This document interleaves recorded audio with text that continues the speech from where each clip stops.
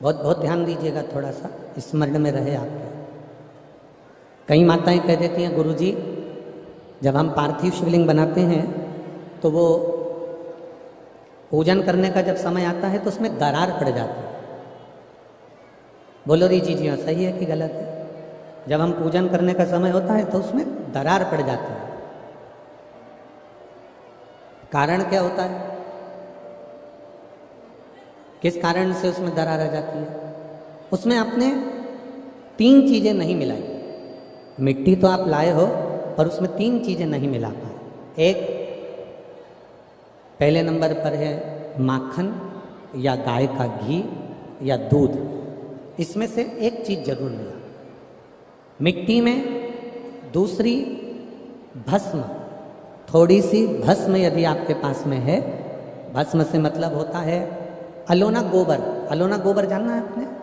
यहाँ क्या बोलते हैं उसको? एक होता है गाय का गोबर जिसको हाथ से थापते हैं, थापा कंडा बन गया, वो नहीं। अलोनी गोबरी, गाय ने पौटा करा, वो सूख गया, उसको उठाया, जलाया, उसकी भस्म तैयार करी। वो भस्म शिवजी पे समर्पित होने वाली वो भस्म उस मिट्टी के अंदर डाली जाए। अलोनी गोबरी की जो भस्म होती है, गाय जो पोटा करती है और वो गाय का जो गोबर होता है वो सूख जाता है। सूखने के बाद जो उसकी भस्म होती है वो भस्म बड़ी काम की होती है। उसको जब जलाते हैं और जलाकर उसकी भस्म बनाते हैं तो वो बड़ी काम की रहती है, बहुत काम। हम तो यहां तक कहेंगे, जिस नारी के बच्चादानी के अंदर अगर गर्भ में गांठ हो गई है या बच्चादानी के अंतर्गत कोई भी परेशानी उसके जीवन में आ गई है कि डॉक्टर बोल रहा है कि आपकी ये ऑपरेशन कराना ही पड़ेगा, तो हम इस निवेदन को जरूर करना चाहेंगे कि प्रयास करिएगा।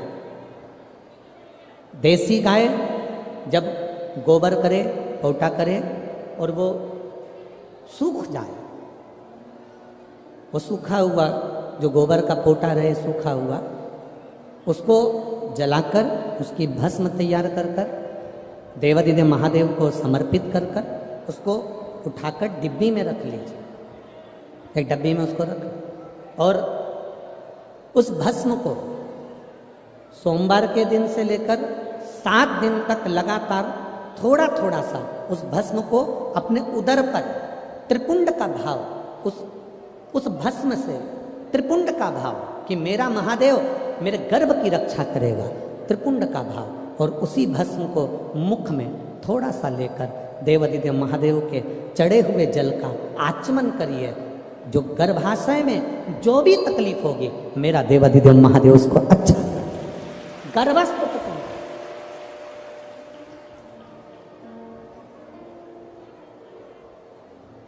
तेरी कृपा बिना एक भी अणु लेते श्वास तेरी कृपा से तनो तनो। हे गंगाधार मुक्ति द्वार ओमकार तू, भोले ओमकार तू, आयो शरण तिहार शंभो तार तार। गर्भस्थ, गर्भ में अगर आपके गर्भाशय में अगर कोई तकलीफ है तो वो गाय के गोबर की, देसी गाय के गोबर की भस्म हमारे जीवन को सुख दे रहे। और भी अच्छे से समझ लो, मान लो आप त्रिपुंड का भाव भी नहीं रख सकते, उदर के ऊपर त्रिपुंड भी नहीं बना सकते, तो केवल भस्म को लेपन ही आप गर्भाशय पर अगर करेंगे तो बाबा उस पर भी कृपा करता है। ऐसा नहीं, शिव तत्व है। सारी समस्या का हल एक लोटा जल।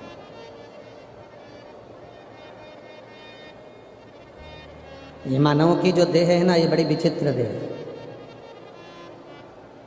बचपन में होमवर्क लेते हो, होमवर्क करते हो, जवानी आती है तो होम लोन लेते हो, और बुढ़ापा आता है तो अलोम और विलोम करते हो। ये एक अवस्था है हमारी। ये हमारा जीवन की एक श्रृंखला है कि हमें करना है, हम करते हैं। शिव तत्व कह रहा है, भगवान शंकर का पावन चरित्र कह रहा है। एकांबरेश्वर महादेव कांचीपुरम में, तमिलनाडु में, भारत की भूमि पर दुनिया के सबसे विशाल मंदिरों में, जो विशाल मंदिरों की गणना होती है, उन विशाल मंदिरों में सबसे बड़े मंदिर की गणना में कांचीपुरम का, ये तमिलनाडु का मंदिर एकांबरेश्वर महादेव का। एकांबरेश्वर,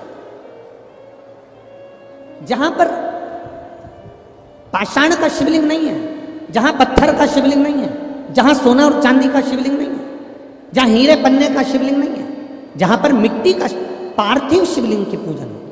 अब जरा विचार करिएगा, गुरुजी क्या बात कर रहे हो, ये पार्थिव शिवलिंग, मिट्टी का शिवलिंग, जहां एकांबरेश्वर महादेव के मंदिर में पूजा जाता है, वहां क्या वो शिवलिंग मिट्टी का फटा नहीं होगा? क्या उसमें दरार नहीं पड़ी होगी? क्या वो मिट्टी का शिवलिंग बेकार नहीं हुआ होगा? हम जब पार्थिव शिवलिंग का निर्माण करते हैं, तब उस समय उसमें हम बहुत से पदार्थ डाल देते हैं।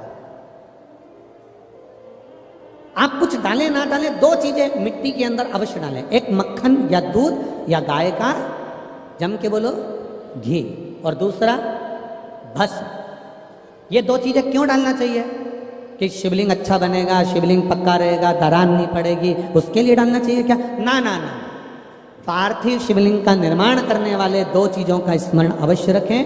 पहला, मिट्टी के अंदर जब हम मक्खन, दूध या गाय का घी डालकर शिवलिंग का निर्माण करते हैं, जिसके घर में वंश नहीं बढ़ता, 20 साल, 25 साल, 15 साल, 12 साल हो गए हों, और जिसके घर में बच्चा ना हुआ हो, हम उनसे भी निवेदन करेंगे कि प्रत्येक प्रदोष, प्रत्येक शिवरात्रि, हर महीने प्रदोष आती है, हर महीने शिवरात्रि आती है, प्रत्येक शिवरात्रि, प्रत्येक प्रदोष को आप मिट्टी के अंदर मक्खन या गाय का दूध या गाय का घी, देसी गाय का मिलाकर शिवलिंग बनाकर उसकी पूजन करना प्रारंभ करें। 1 साल पूरा नहीं होगा, भले 20 साल हो गए होंगे, पर आपका गर्भ जरूर गिरेगा, ये निश्चित। भले 20 साल हो गए, 22 साल हो गए, 25 साल हो गए, डॉक्टर ने मना कर दिया नहीं होगा, फिर भी आप बाबा पर भरोसा, बोल बम का नारा है, बाबा है। आप विश्वास के साथ शिव की आराधना करिए।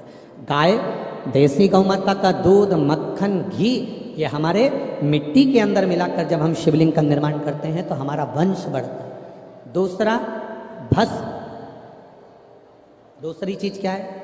जम के बोलो जरा पीछे वाले भी, और जितने आसपास के जितने 5 पंडालों में जो बैठे हैं, जो अलग से पंडाल लगाए गए हैं, उनमें भी जो भरे बैठे हैं, इधर के पंडालों में पीछे वाले, और जितने लोग रोड पर बैठे हैं, जितनी दुकानों के अंदर बैठे हैं, वो भी जरा सावधानी से सुनना।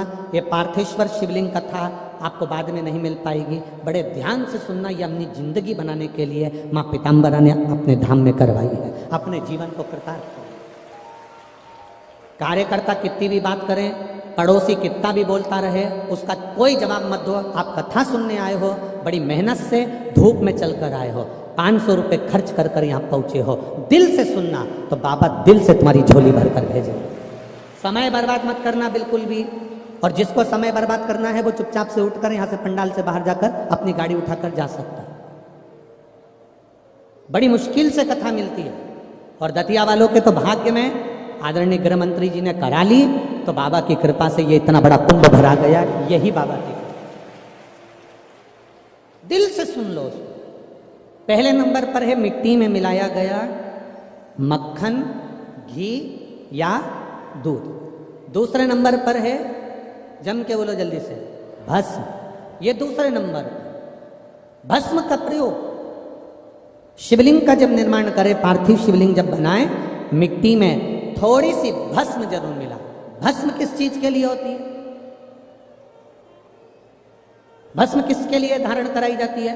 तो महाराज शिव महापुराण की कथा कहती है, जब शरीर में कोई बड़ी बीमारी आने वाली होती है, आप एक साधारण सा प्रयोग कर कर देखिएगा अपने जीवन में। एक साधारण सा प्रयोग, जब आपको लगे कि डॉक्टर ने बोला है कि कोई बड़ी बीमारी का चांस बन रहा है, कोई बड़ी बीमारी होने वाली है, आप थोड़े दिन तक देवाधिदेव महादेव का ये शिवलिंग, ये जलाधारी, ये जहाँ से जल बहता है, गणेश जी का स्थान, कार्तिकेय जी का स्थान, बीच में एक मोटी सी लाइन अशोक सुंदरी। शिवलिंग जो शिवलिंग रखा है, जो जलाधारी है वो माँ पार्वती जी का हस्तकमल। ऊपर से एक एक बूंद जो पानी गिर रहा है, जिस कमंडल में से, जिस जलाधारी में से जल गिर रहा है, वहाँ शंकर भगवान की 5 बेटियां, जया, विषहरा, शामली बारी, दौतली और देव, ये भगवान शिव की 5 बेटी।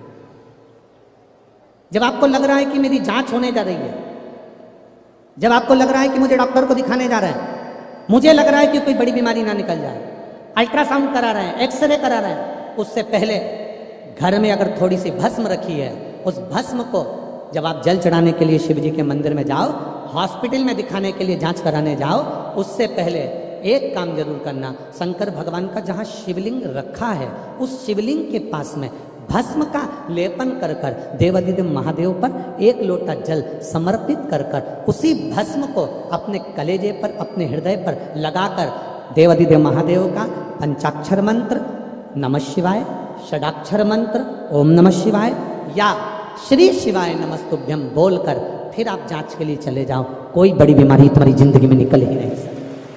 भस्म भस्म भस्म का काम क्या?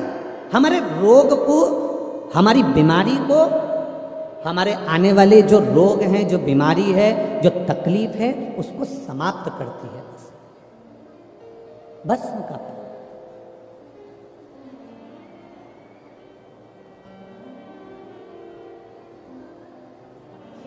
शिवलिंग का निर्माण कर रहे हो, पार्थिव शिवलिंग का, उसमें थोड़ी सी भस्म हमारी बीमारी को हर लेती है, थोड़ी सी भस्म हमारी तकलीफ को हर लेती है। भस्म का चपटी भभूत में है खजाना कुबेर। शिव के शरीर से, भगवान देवादिदेव महादेव के तन से लगी हुई भस्म साधारण नहीं है। भस्म को चढ़ाने वाला भी साधारण नहीं होता और भस्म को लेने वाला भी साधारण नहीं होता। शंभो शरण पड़े मांगो घड़ी रे घड़ी, दुख काटो दया दर्शन आपो।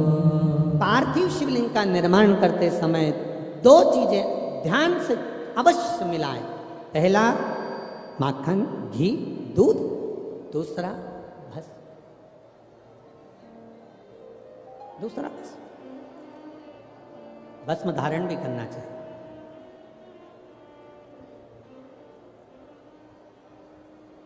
आज हम सुबह जब 10 बजे सबसे मिल रहे थे तो एक भाई ने, अब वो कौन था हमें नहीं मालूम, उसने हमसे जाते जाते एक प्रश्न किया, गुरुजी रुद्राक्ष की माला पहनना क्या जरूरी है? तुलसी की माला पहनना क्या जरूरी है?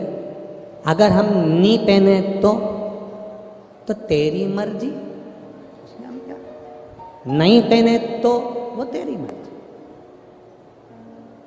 हमने उस समय तो उत्तर नहीं दिया, पर हम आपसे इतना सा निवेदन करना चाहेंगे, यहाँ बहुत सारे, ढेर सारे कुत्ते घूम रहे हैं। दतिया में भी, हमारे आसपास में, तुम रोडों पे देखना ढेर सारे कुत्ते घूम रहे हैं।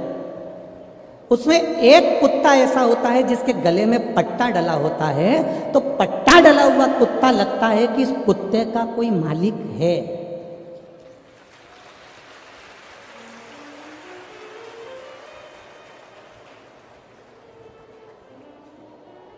भैंस देखो बहुत सारी मिलेगी, भैंस के गले में अगर पट्टा डला हुआ है, डोरी बंधी है, तो भैंस का कोई मालिक, बोलते जाओ रे दतिया वालों, भैंस का कोई मालिक है। ढेर गाय घूम रही है, पर जिस गाय के गले में रस्सी बंधी है, डोरी बंधी है, पट्टा डला है, तो गाय का कोई मालिक है। और तुम्हारे गले में अगर रुद्राक्ष या तुलसी की माला है तो तुम्हारे शरीर का भी कोई मालिक, और नी पहनो तो ढेर घूम रिया है, उसमें कोई विशेष वाली बात नहीं। इस शरीर का मालिक कौन? जिसके गले में रुद्राक्ष नहीं होता, जिसके गले में तुलसी की माला नहीं होती, वो लावारिसों की गिनती में आता है। वो मालिक नहीं होता उसका, वो लावारिस की गिनती में आता है। तुम्हारे गले में एक रुद्राक्ष होना चाहिए, एक रुद्राक्ष की माला हो या तुलसी की माला हो, तो तुम्हारे शरीर का आखिरी में मालिक वो मेरा देव अधिदेव महादेव या मेरा राम या मेरा कृष्ण या मेरा नारायण होगा। इस शरीर का मालिक। वो छोरा यहीं बैठा है, मैं उसको देखूंगा नहीं, बस निवेदन करूंगा कि आप उस माला को पहन। आपका मालिक कौन है? कौन? हम तो बाबा के भरोसे चलते हैं, हम तो बाबा के भरोसे चलते हैं। ये दुनिया वाले जलते हैं, ये दुनिया वाले जलते हैं, भोले बाबा के भरोसे चलते हैं, भोले बाबा के भरोसे चलते हैं। बैठ जाओ, हम गाएंगे नहीं, बैठ जाओ, बैठ जाओ, अब बैठ जाओ। बाबा ये इस शरीर का मालिक मेरे बाबा को बनाना है। अंत समय प्रभु आना पड़ेगा, वचन दिया तो निभाना पड़ेगा। वो निभाने को तैयार बैठा है, मना नहीं करेगा मेरा देवाधिदेव महादेव। तुम्हारे दुख की घड़ी में, तुम्हारी तकलीफ की घड़ी में, तुम्हारे कष्ट की घड़ी में वो आने को तैयार बैठा है। पर दतिया में राशन की दुकान से उसी को मिलता है जिसके पास में आधार कार्ड हो और जिसका वो पीली डायरी, लाल डायरी, हरी डायरी में नाम हो। अब ईमानदारी से बोलो, वोट डालने का अधिकार किसको होता है? अब सीहोर का व्यक्ति आकर दतिया में वोट डाल सकता है क्या? अरे जम के तो बोलो रे, नहीं। दतिया का व्यक्ति जाके झांसी में वोट डाल लेगा क्या? नहीं।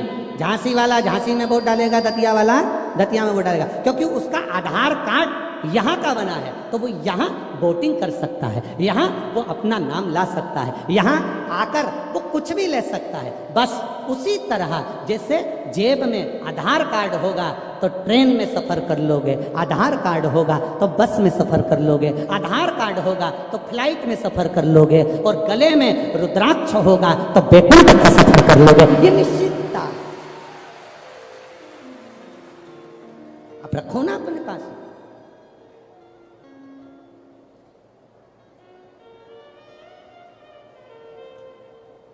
सोने की माला और रुद्राक्ष की माला में एक ही अंतर है। सोने की माला रात को मरोगे इतना घूंघट डाल डाल के रो रो के निकाल लेंगी। नानी भाई का मायरा सुना है कि नहीं सुना? नानी भाई के मायरे में नरसिंह मेहता की दादी जय कुंवर बाई के प्राण छूटे, और नरसिंह मेहता की जो बड़ी भाभी थी वो दिन भर दादी को ताने देती थी, डुकरिया बैठी है, बुढ़िया बैठी है, मरती क्यों नहीं है, दिन भर ताने देती थी। नरसिंह मेहता को धक्के मारकर निकाल दिया था जिसने, अपनी देवरानी को धक्के मारकर निकाल दिया था वो नरसिंह मेहता की भाभी। जब सास मरी, दादी सास, तो उनसे गले लग लग के रो रही, इतना इतना घूंघट करके रो रही। जब दादी सास जिंदा थी तो पल्लू को यहाँ रखती थी, और जैसे डोकरी मरी, बूढ़ी अम्मा मरी, बूढ़ी माँ मरी, दादी मरी, उसने पल्लू को यहाँ रख लिया और गले लग के रो रही। नरसिंह जी ने अपनी पत्नी से कहा, मेरी भाभी कितनी रो रही है, कितनी रो रही मेरी भाभी। इतने में नरसिंह जी की पत्नी बोली, सही कह रहे हो, दिन भर गाली देती थी पर आज दुख भी सबसे ज्यादा इसी को हो रहा है। थोड़ी देर बाद गले लग लग के रोने के बाद जेठानी ने देवरानी से कहा, मैं पानी पी के आती हूँ, तू रो ले, मैं पानी पी के आती हूँ, तू रो ले। जो देवरानी रोने के लिए बैठी, उसने देखा जेठानी गले लग लग के इसलिए रो रही थी क्योंकि सास के कान में सोने की मुर्गी थी, उसको दांत से कतर रही थी। सोने की जो मुर्गी थी कान में, उसको दांत से कतर रही थी और मुंह में धर के और चली गई और पानी के मटके में डाल के आके अब कहने लगी जल्दी ले जाओ, जल्दी ले जाओ। वाह वाह ये दुनिया मतलब की दुनिया में किसी का कोई नहीं। कौन तुम्हारा, कौन रिश्तेदार, कौन नातेदार, कौन कुटुंबी, अंत समय में कोई साथ ना देगा। जितना पहने हो आभूषण सब उतर जाना है। अंत समय में केवल जो रुद्राक्ष की माला तुम्हारे गले में है, जो तुलसी की माला तुम्हारे पास में है, वो अंत समय में वो ही आधार कार्ड है। उसको देखकर बैकुंठ और कैलाश का प्रवेश हो जाएगा। उसी को प्रवेश।